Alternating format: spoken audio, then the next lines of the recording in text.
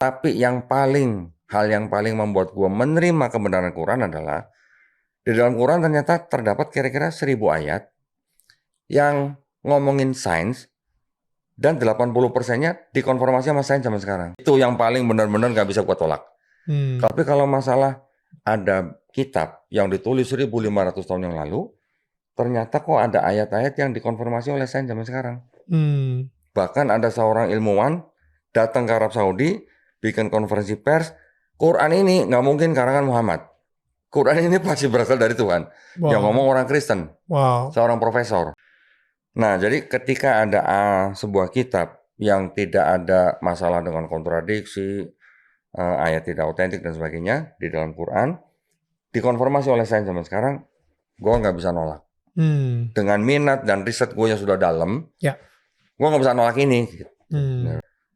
Ternyata setelah gue masuk Islam, gue pelajarin lagi, ya nanti gue ceritain. Tapi secara spiritual, gue relief. Akhirnya gue jadi nggak bingung. Nah, jadi ketika gue berpindah ke Islam, spiritual gue malah satu relief, gue malah juga lebih mantap dengan Tuhan yang nggak kelihatan ini. Gitu. Tuhan yang nggak kelihatan ini, setelah gue juga mempelajari konsep Tuhan yang di dalam Islam tuh, Tuhan yang kita kan sebut Allahu Akbar. Allahu Akbar ini berarti yang benar-benar maha besar. Maha besarnya di luar daripada bayangan manusia kita. Juga disebut Allahu Akbar karena dia memang benar-benar kita memuliakan keagungannya gitu. Nah, ketika gue menjalani Islamnya, gue bilang gue tadi relief dan gue malah ternyata lebih kuat daripada sebelumnya. Karena gue jadi timbul yakin yang benar-benar bulat yakinnya. Kalau dulu gue yakin, tapi masih ada keraguan. Keraguannya dengan 3 sosok yang dianggap satu gitu. Ya dengan Trinity konsep itu.